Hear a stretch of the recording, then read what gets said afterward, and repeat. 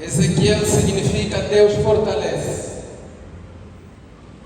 Ezequiel recebe a mensagem de Deus por intermédio de visões. E ele transmitiu essas visões ao povo. Foi chamado para proclamar uma mensagem de juízo contra o povo de Judá. O povo havia se desviado, havia apostasia no seio do povo. Ezequiel foi chamado para levar ao povo a voz da razão. Ezequiel leva uma mensagem de despertamento. Ele desperta o povo da necessidade da mudança do comportamento. O contrário, Deus usaria Nabucodonosor, o rei da Babilônia, que serviria como chicote para castigar o seu povo. Diante da rebeldia do povo, Deus não fez senão destruir Jerusalém, usando uma nação pagã, Babilônia, para levar o seu povo na Babilônia, cativos durante 70 anos. Depois da queda de Jerusalém, Ezequiel havia mudado a sua mensagem, de mensagem de juízo para uma mensagem de esperança. Sua mensagem foi: povo de Deus, o nosso Deus é um Deus de ira, mas também um Deus de misericórdia. Esse Deus que nos levou para a Babilônia, 70 anos depois, Ele nos trará de volta a Jerusalém. O texto lido fala de uma visão. Visão da destruição de Jerusalém. Havia um grupo de 6 homens, conforme nós lemos na Bíblia. E cada um trazia armas destruidoras nas suas mãos. E no meio dos 6 homens, havia um outro homem que tinha um tinteiro na sua mão. E a glória de Deus de Israel se levantou do querubim sobre o qual estava até a entrada da casa. E clamou ao homem vestido de linho, que tinha um tinteiro de escrivão na sua mão. E disse o Senhor: passa pelo meio da cidade, pelo meio de Jerusalém, e marca como sinal as testas dos homens que suspiram e que gemem por causa de todas as abominações que se cometem no meio dela.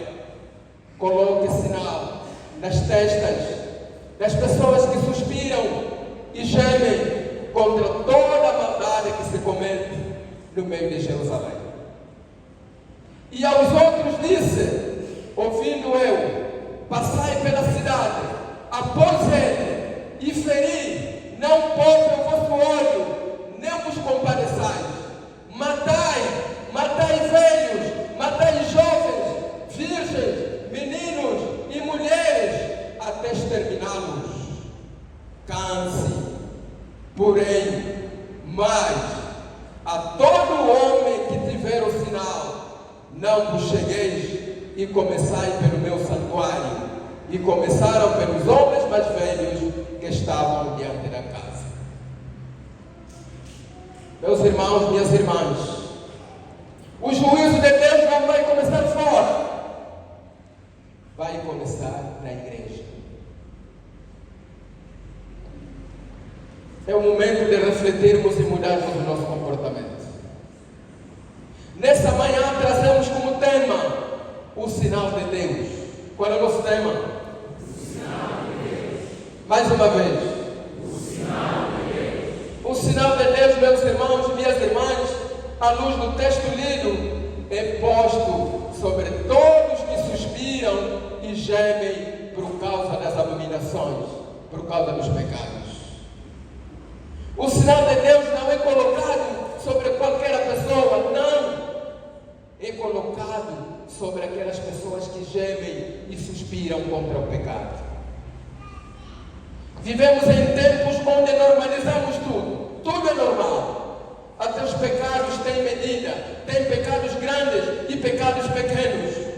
para Deus tudo é pecado. E meus irmãos, esse texto nos mostra aqui de que nada escapa ao conhecimento de Deus.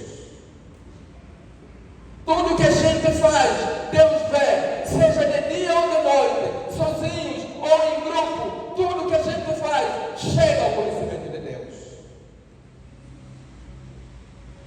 Quantos de nós não estão se conformando com o mundo, quando a palavra nos diz: não vos conformeis com o mundo, mas transformai o mundo com o vosso entendimento? Agora, não conseguimos distinguir entre a luz e as trevas, ou entre o que é doce e o amargo. Para nós agora, tudo é normal, tudo é a mesma coisa. Nos últimos tempos, as abominações, os pecados se multiplicaram. Mas, meus irmãos, ainda que se multiplique a iniquidade, é o momento da igreja despertar, estar na presença de Deus, fazer a vontade de Deus, sabendo de que nada escapa ao conhecimento de Deus. Deus não coloca o seu sinal a todo mundo, mas somente aqueles que gemem e suspiram contra o pecado. Quantas vezes não aplaudimos quando o pecado é cometido?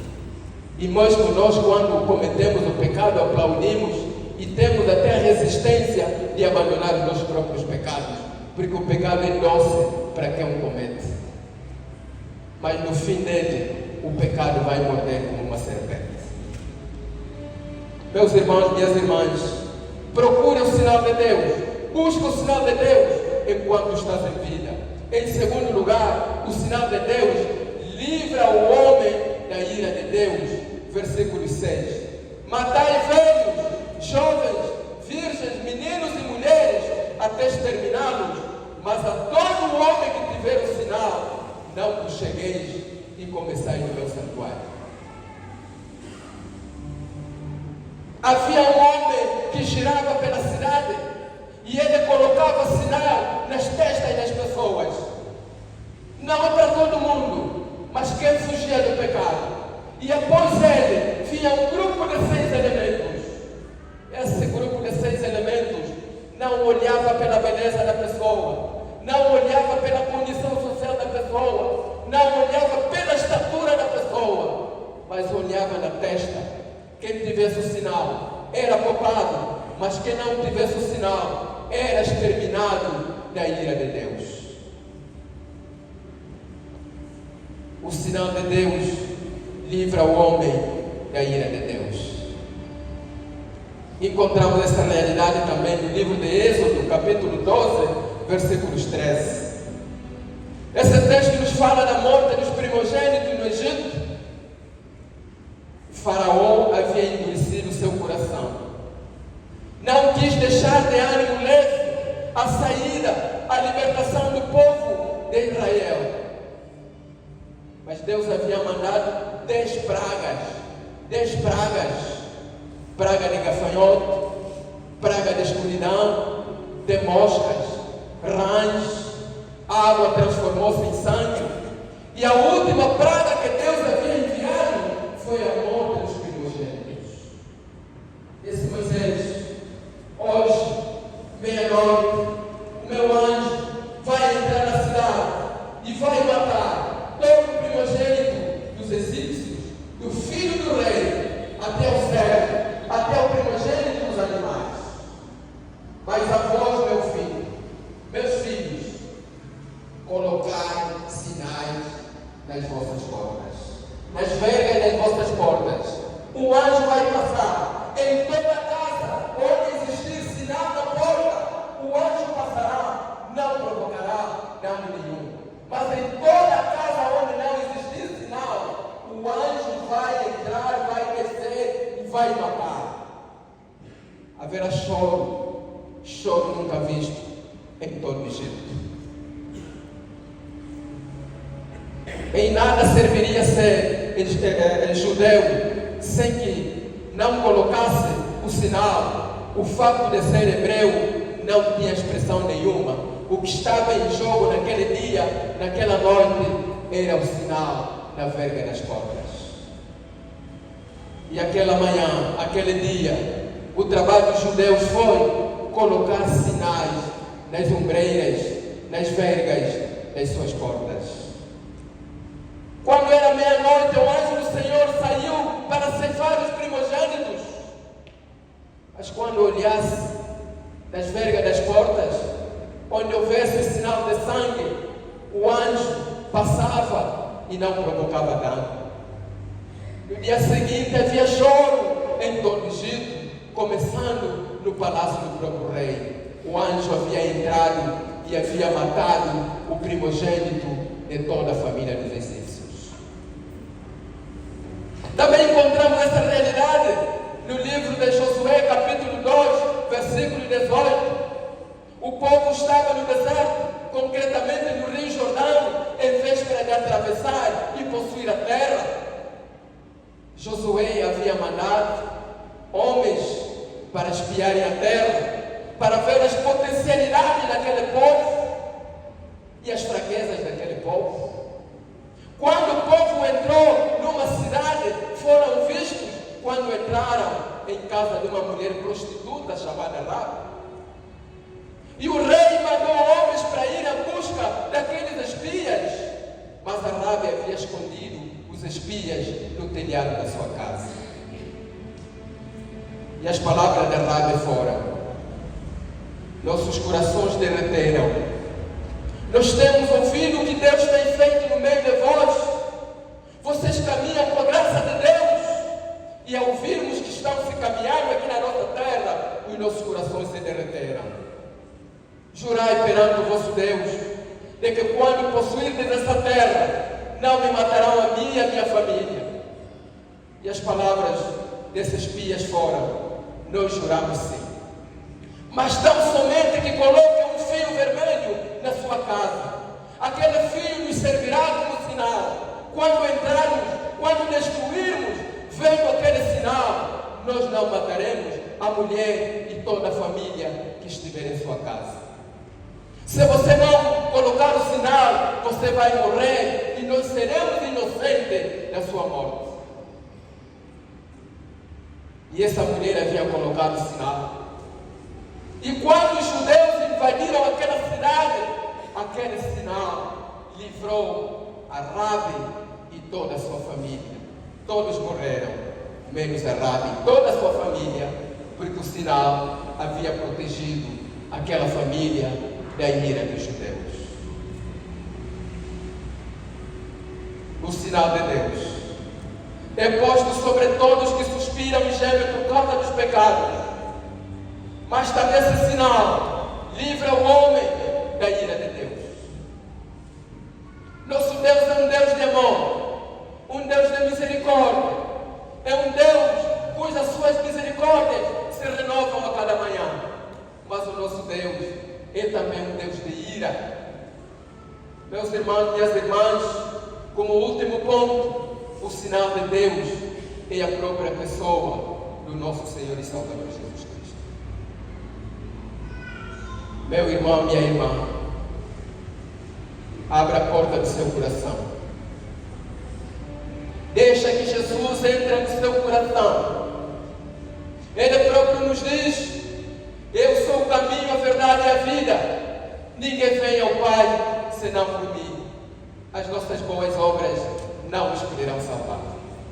A nossa boa intenção não nos poderá salvar. Se nós não tivermos Cristo nos nossos corações, no último dia Ele dirá: apartai-vos de mim, porque eu não vos conheço. E é interessante, meus irmãos e minhas irmãs, da boca de Deus não sai nenhuma palavra sem o seu devido cumprimento. Você está na igreja há muito tempo. O que é que está à espera para marcar o encontro com Jesus? Você um dia foi batizado, recuou. O que é que você está à espera para retomar a ceia? O que é que você está à espera? Busca o sinal de Deus enquanto você está em vida. Não espere amanhã. Amanhã pode trazer muitas coisas negativas. Não sabemos o que o amanhã vai trazer.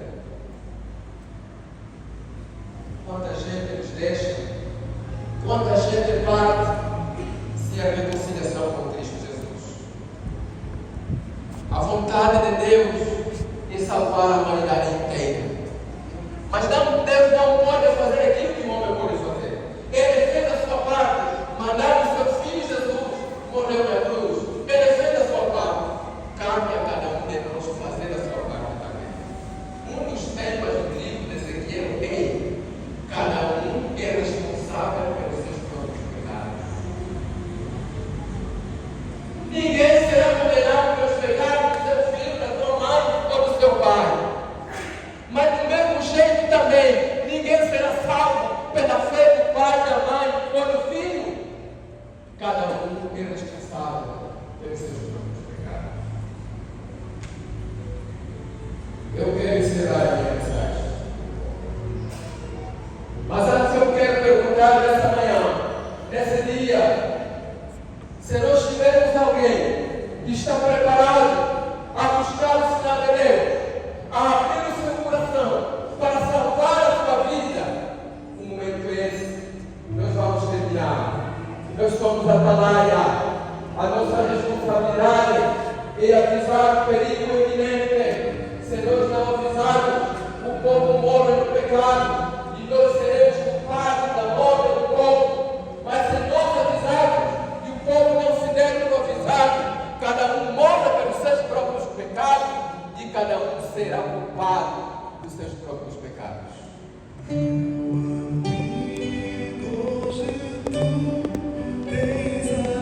Quem é que nessa manhã quer abrir o seu coração para aceitar a Jesus como Senhor e Salvador da sua vida? Onde você estiver, levante-se, por favor. Quem nessa manhã quer? Deus abençoe meu irmão. Quem é o segundo que quer buscar o sinal de Deus nesta manhã? Abra o seu coração, meu irmão. Abra o seu coração, minha irmã.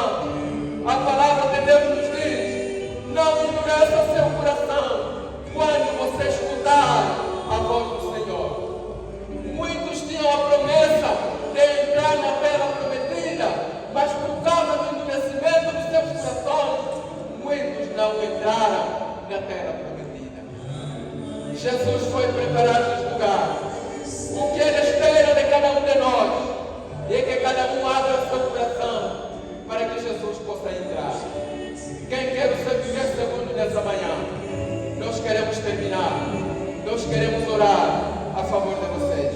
Quem quer ser o segundo que quer livrar a sua alma da ira de Deus, que quer livrar a sua alma para buscar a vida eterna que está em Cristo Jesus?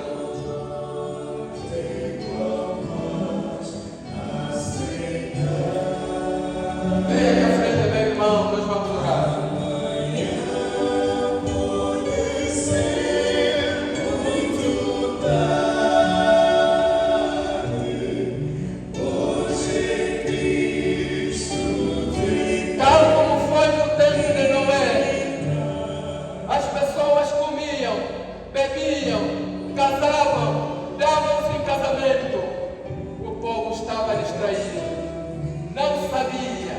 De que o dia da destruição estava para chegar. Hoje comemos, bebemos, nos alegramos, mas nos distraímos. Não sabemos que o dia da ira do Senhor está para chegar. Pode chegar hoje, pode chegar amanhã. Ninguém sabe quando é que será o dia da ira do Senhor. Muitos naquele dia diremos: Senhor, eu te servi. Senhor, eu cantei. Senhor, eu contribuí. Senhor, eu fiz isso. Mas o Senhor dirá: apartai-vos de mim, porque eu não vos conheço.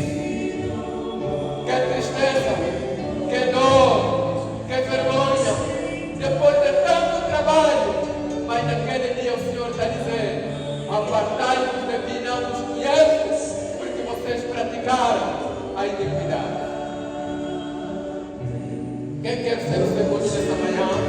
Nós já vamos encerrar.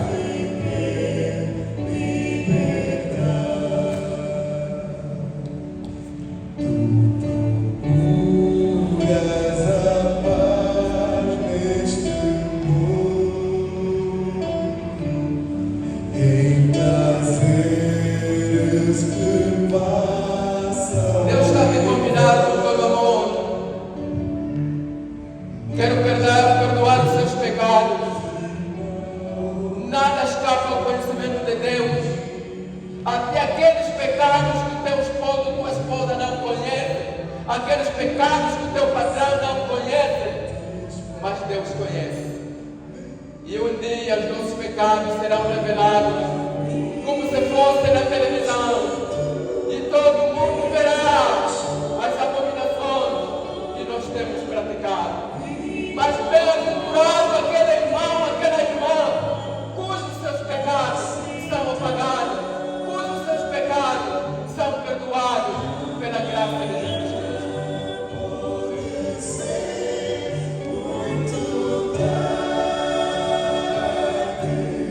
Vira aqui à frente, meu irmão. Nós vamos orar, pedindo a graça de Deus na sua vida. Que Deus o ajude, que Deus o abençoe e que Deus faça prosperar e que Ele resplandeça diariamente o seu rosto na sua vida. Que Deus, nessa manhã, nesse dia, se digne em abençoar a sua santa palavra. Amém.